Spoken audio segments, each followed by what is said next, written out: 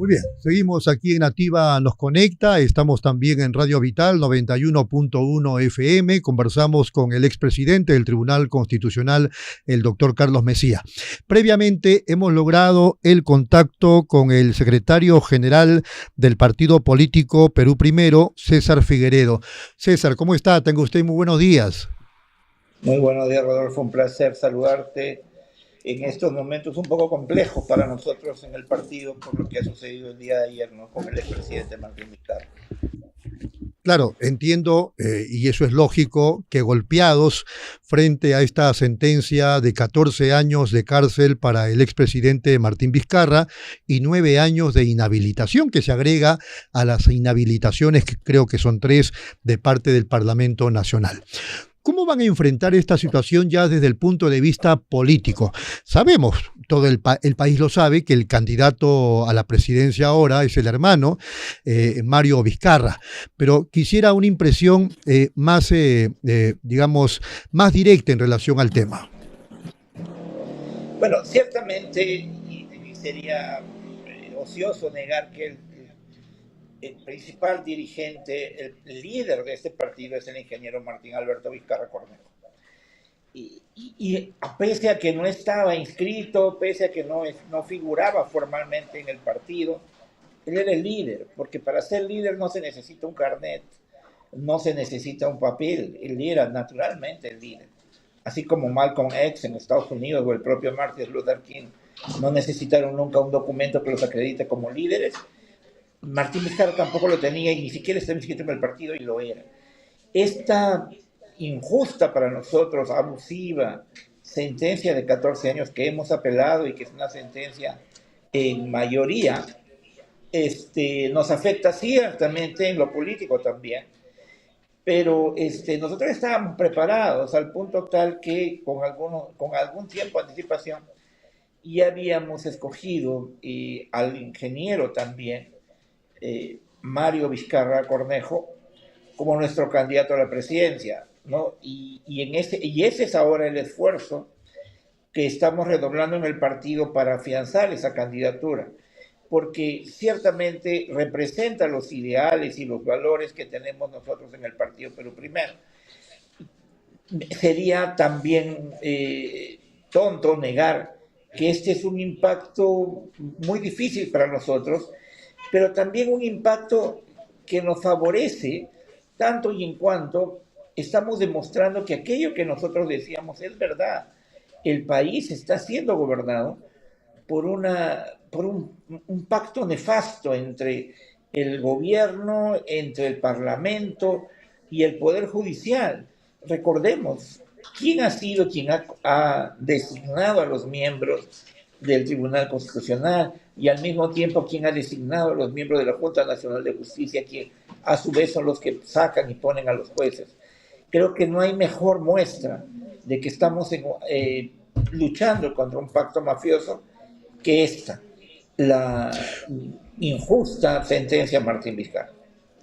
Bueno, el Poder Judicial tiene la certeza de que Vizcarra recibió coimas por un total de 2.300.000 soles por las 2 obras, ¿no? El Hospital de Moquegua y también Lomas de Hilo.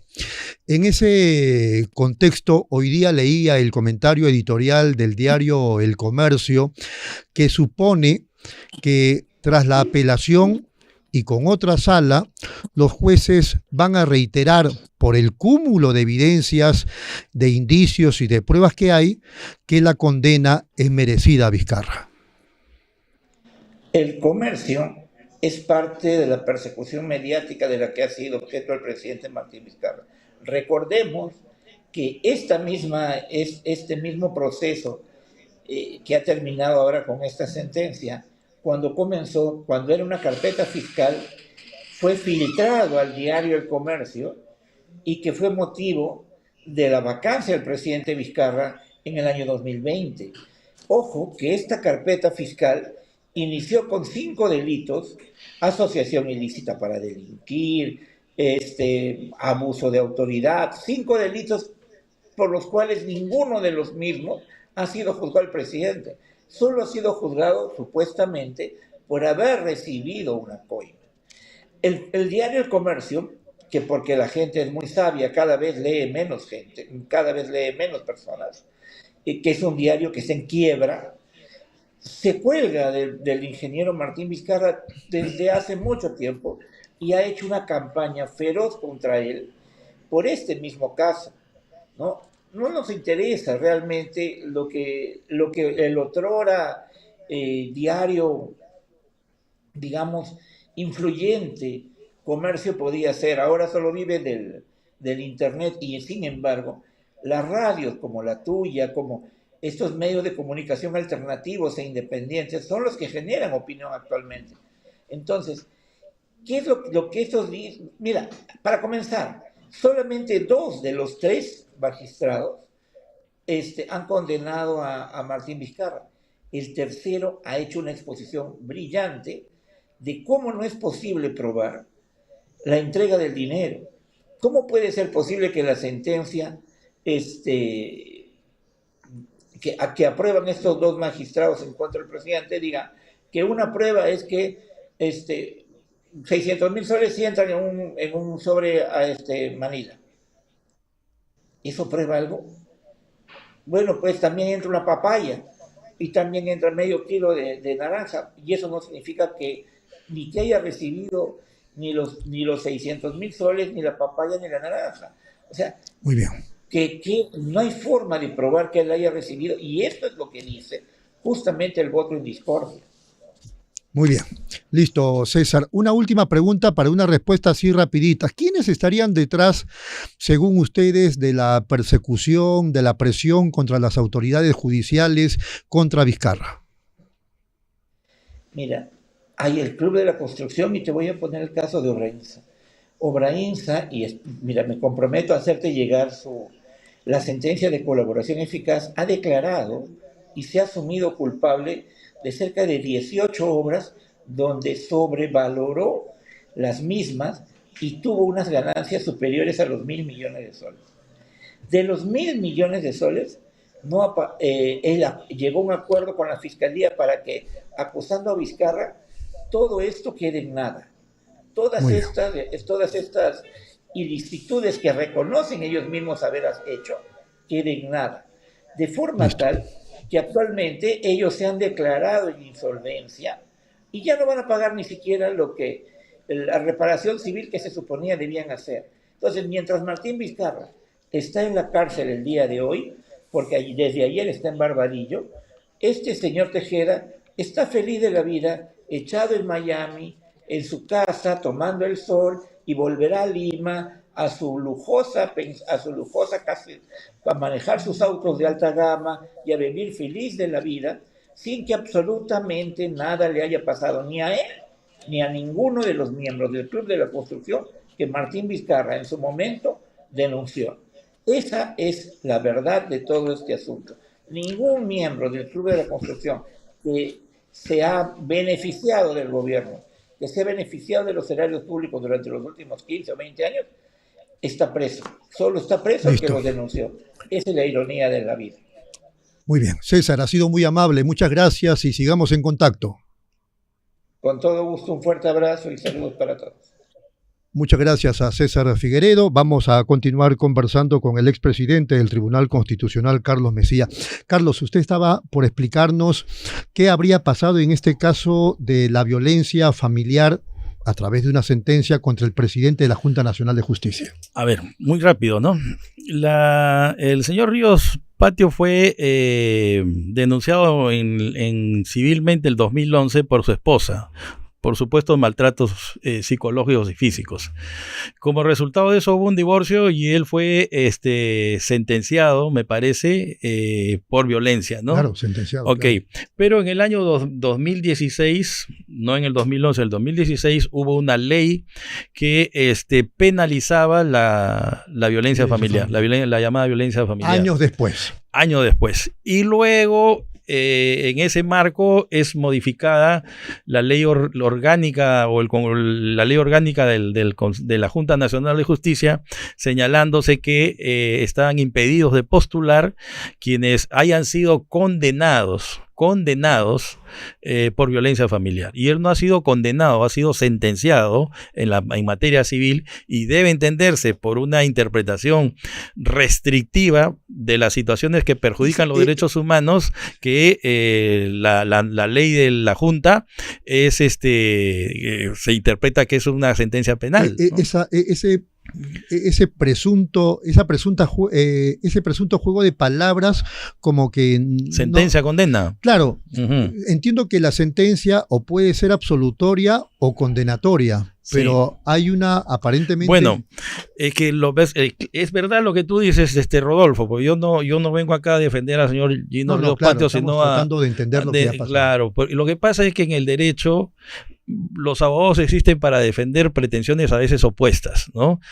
Y obviamente que yo me decanto por la que beneficia al señor Gino Ríos Patio porque hay tela para cortar por ese lado. Porque también en la teoría general del proceso se conocen sentencias declarativas, restitutorias y algunas llamadas también sentencias de condena, ¿no? En materia civil. Por ejemplo, me parecía que William Medina estaba equivocado. Usted me está aclarando que no está equivocado. Una cosa es sentencia y otra cosa es condena. Es que la sentencia puede ser penal, civil, laboral, pero la sentencia en general, o sea, en la teoría general del proceso puede haber sentencias declarativas, te declaro heredero, puede haber sentencias condenatorias, paga la reparación civil. ¿Se da cuenta? Pero esa no tiene un margen, entonces, digamos, no tiene relevancia penal.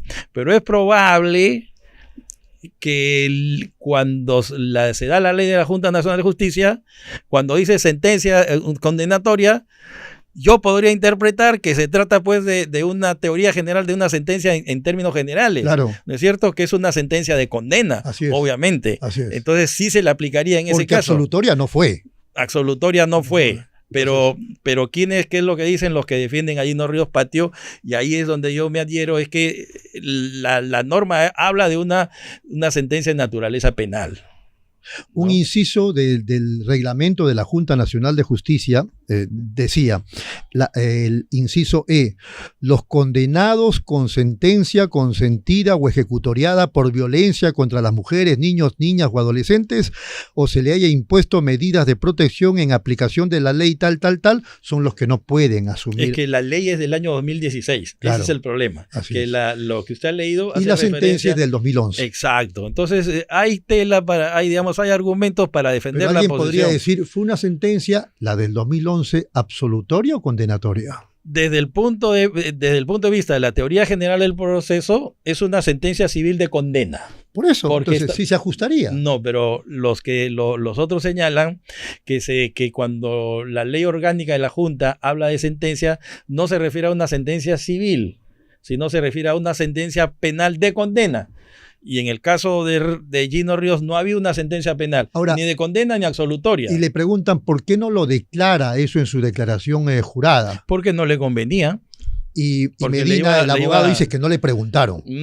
Bueno, el abogado puede decir lo que quiera, pero a mí me parece que no le convenía. Si yo estoy postulando a un cargo público, voy a decir lo que a mí me conviene, porque tengo que decirlo. Y además, digamos, si no me preguntaron, no lo puse. Dicen que en esa misma ley orgánica de la Junta Nacional de Justicia hablan también después de que debe ser intachable, pulcro, la persona que va a asumir la Junta Nacional de Justicia. Ya con estos detalles que estamos comentando, ese carácter de intachable no lo pierde. Pero lo que sucede es que tiene que haber un sentido de oportunidad. En algún momento el concurso se acaba. Y si no lo viste, no lo viste, ¿no? Es que el caso, por ejemplo, del señor Eloy Espinosa. Declara ante el Congreso, ese sí es delito, ¿ah? Sí. Declara ante el Congreso que es doctor en Derecho. Y después se sabe, cuando ya es magistrado, que no lo es. ¿Vamos a vacarlo? No, pues ya el concurso terminó. ¿Me entiende? Porque si no, entonces se debió también expulsar del Tribunal Constitucional al señor Eloy Espinosa, y no fue así. ¿Por qué? Porque ya acabó el momento del concurso, ya fue. El concurso es preclusorio, ¿no? Listo. Porque si no, imagínese, a cada rato vamos a tener que estar revisando todas las sentencias. Carlos, ha sido muy amable. Muchas gracias por su presentación. Rodolfo, siempre a tus órdenes. Muy gentil. A Carlos Mesía, expresidente del Tribunal Constitucional. Vamos a la pausa, regresamos.